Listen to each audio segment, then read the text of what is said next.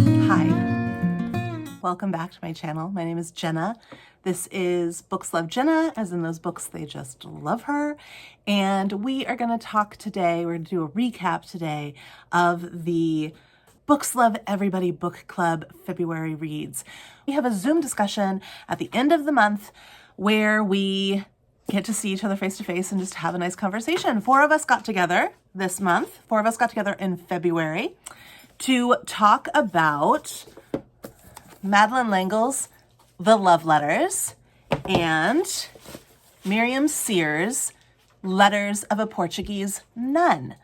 Do not be fooled by the packaging of this one. It is phenomenal. It packs a punch. It's so historically riveting and it is extremely well researched. This was the star of the month for all of us. Even though I am a huge Madeleine L'Engle fan, even though some of us in the room were in the room because of Madeleine L'Engle, I would still say that Letters of a Portuguese Nun stole the show in the month of February for all of us. But we'll start here. We'll start with The Love Letters by Madeleine L'Engle. If you can hear a box being torn up in the background, that's because Lola is tearing up a box in the background. And if you're new here, Lola is my beagle, and she gets into a lot of things. But she's got a good heart, so I let her. Okay, here we go. The Love Letters by Madeleine L'Engle. This is a dual timeline story about a woman named Charlotte Napier. Is that correct? I think that's correct. If it is, I'm actually going to be really pleased with myself because I almost never remember her characters' names. It is Charlotte Napier. Okay, so I don't know why I showed you as if you wouldn't believe me. So we have Charlotte Napier, and her child recently died in an accident, and she has run away to Portugal from her home and her husband. I think it's like the 1960s, maybe the 1950s. And she's run away to Portugal, where there are reasons, I won't share everything about the story, but there are reasons why she's picked Portugal. And she's trying to figure out if her marriage is savable. She's trying to figure out if she's forgivable. She's trying to figure out if she's responsible. She's trying to figure out a lot of things. But most of it, we don't really, most of Charlotte's story remains a little bit of a mystery. We get some backstory, we get some memories, we see why she is the way she is. We see the impact of kind of distant parenting on people, or even overbearing parenting on people. We see how rough parent-child relationships create rough marriages. It's very much a book about relationships and the nature of relationships, because there's not only this Charlotte Napier storyline, there is also, and to us reading this month, it was pretty clear, not only also, but maybe even more importantly, there is the story of Mariana Alfarada. I think that's her name. I hope that's her name. Let's see. Is it Mariana Alfarada? Oh no, Alcoforado. I was close. Mariana Alcoforado, who was the daughter of a important Portuguese, I guess, businessman. And he wanted nothing more than for his legacy to endure. And so all of his children were just vehicles for his name to continue on after his death. And his ideals to continue, his success to continue on after his death. Not for them, for his memorial, for his memory. And so he just kind of willy-nilly decided what his children, many, many children, would do, how they would live their lives, what they would be devoted to. He put bunches of his daughters in nunneries. Some he married off for financial reasons. his sons, he decided, who would go into the priesthood, who would go into battle, who would become a soldier, who'd go into business, who would inherit. He just kind of played God, like he played chess or he played God with the lives of his children. This was a real person. This was a real man. And he puts Mariana in a nunnery.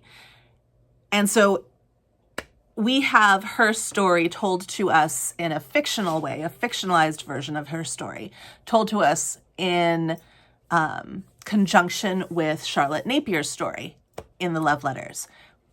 The reason it's called the Love Letters is because Mariana wrote love letters to a French soldier named Noel, and we assume he wrote back. We don't have his letters, but we have hers. And they had a relationship. She was a nun. And being a nun in Portugal in this time period is not what you think being a nun is. It's not what you think of as being a nun. Yes, you are devoted to God. Yes, you will not marry. Yes, you are even chaste most of the time. But you might have quite a bit of wealth, and you'd be very highly educated, and you would have all sorts of skills like speaking multiple languages. You would have read a lot of literature. You would know how to play many different instruments. You would know how to sing. You would know how to have a discussion that was sparkling. In Letters to a Portuguese Nun by Miriam Sear, she compares them to like geisha. So think geisha, but they're nuns. And there were more men who were in love with nuns in Portugal during this time than there were men who were not in love with nuns. And the ironic thing that is pointed out in she just saw somebody walk by the window. And an ironic thing that is pointed out in a interview I saw of Miriam Sear was that, or not an interview, but like she was giving a talk, was that, at this time, secular women, the women who became wives, had to wear something very akin to like a burqa. They had to be uneducated. They had to be completely subservient. They could not, it was almost like they could not speak until they were spoken to. And they were left at home and forgotten and kind of socially isolated and even abused and mistreated, undervalued, completely limited, and treated as if they were less than.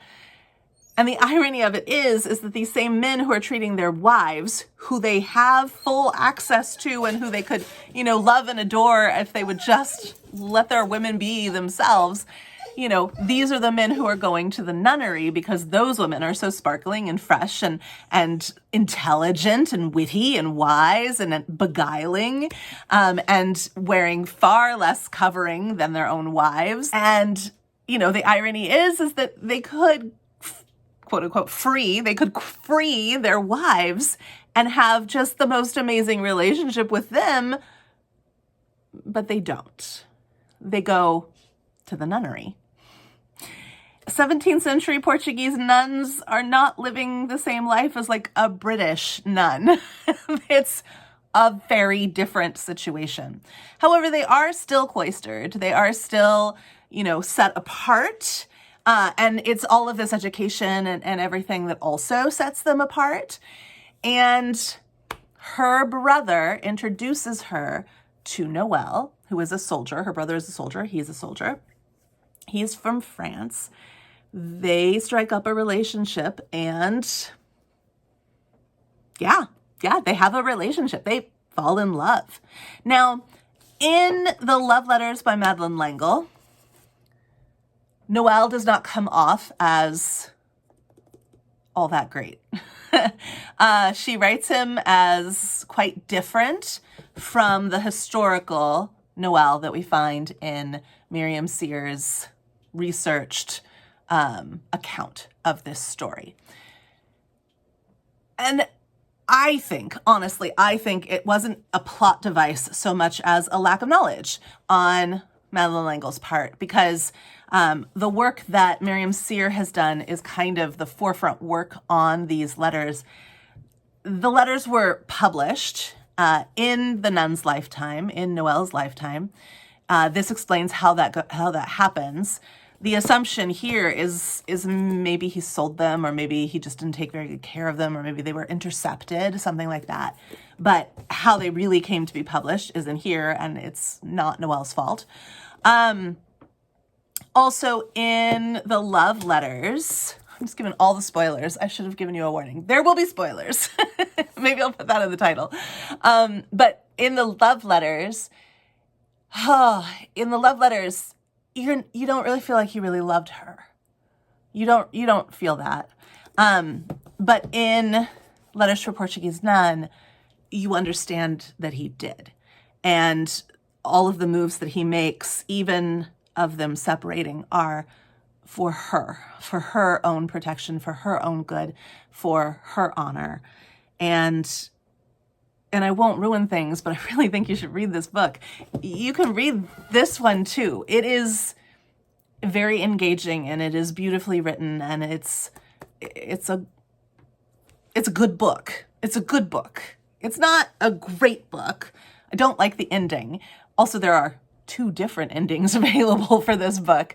But I don't know. This one, there is a feeling, we talked about this in our discussion about how there is a feeling of distance between you and Charlotte Napier. You never really feel like you get to know her. And so it's a book that grabs your heart less. But this is a little piece of history. It's a little mystery, and Miriam Cyr is so passionate about this topic, and she has all the skills needed to do it. Like, she speaks French.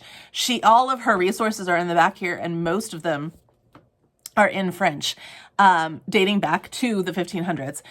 She also, I think, can speak Portuguese, or at least she knows someone who could translate the Portuguese for her. So she has the skills needed, the passion. She's an actress, so she's been reading these letters as a performance for years before she started researching this. So she feels very attached to Mariana. And when you're that attached, like, you almost get this like otherworldly connection. Like, you can feel that she understands these characters and these people from history as people.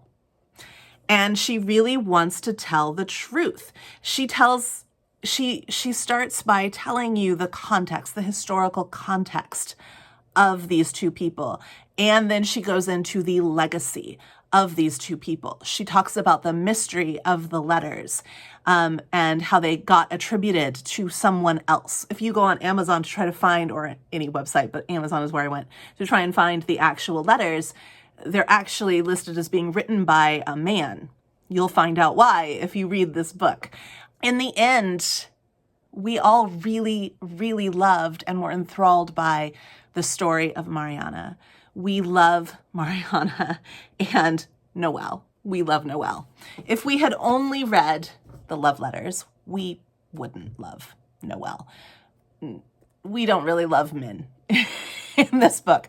This is not a we love men, warm, cozy kind of book. This is a, wow, that was hard to read kind of book. And like I said, there are 2 different endings. So this is my copy of the book, and it was published by Harold Shaw Publishers out of Wheaton, Illinois in 1996, originally in 1994. And there is another copy, it's a green copy of the book, a green paperback, released recently. I think 2017, and the ending is different. There are also whole huge sections of the book. So I knew this as I was reading it, because about halfway through I needed to do other things. So I started listening to it as well as reading it. And I started to realize that there were whole segments that I was hearing when I was listening to it that I wasn't seeing when I went back and read. So I first became aware of the fact that there were discrepancies between the 2 versions of the book, between the two publishings of the book, because there was a quote in the audio that I wanted to find in the physical so that I could write it down in my commonplace book. It wasn't in my physical book. And so then I started listening and reading at the same time and began to realize these are two quite different stories. The actual plot is the same, but the way the language is used and certain turns of phrase and certain intentions are quite different. And then you get to the ending, which both involve a phone and a possible phone call, both involved a concluding statement, but they are very different from each other. I won't ruin it for you, but if you read this book, if you read Love Letters, I strongly suggest that you compare and contrast the two versions. I prefer the ending in this one, but there are some portions in the audio version that are not in this version that are really beautiful that I wish I had in my physical copy. But by and large, I think that I can speak for all four of us who are in the room when I say this is the one that you should pick up. If you're going to pick up either of them, this is the one. Even if you don't really like nonfiction, this is such an engaging nonfiction. And it looks like it's going to be maybe history light. It's good. It's really good. And it's really, really supported. And I loved it. I loved every second of it. So if you want to read with us in March, we are currently reading This Ordinary Stardust by Alan Townsend, which I have a copy of, but I don't know where it is right now, so I'll just put a picture here. And The Ordinary Princess by MMK, which again, I'll just put a picture here because it's easier than going and finding them. And I've already finished This Ordinary Stardust. Ugly cry. Ugly cry. I cannot wait to talk about this book with people. I cannot wait. So jump in on the Discord. Let's talk. And also read these books. Read this one. Read it. This is it for Books Love Everyone February discussion wrap up. And I will see you again for our March wrap up. In the meantime, let's go read.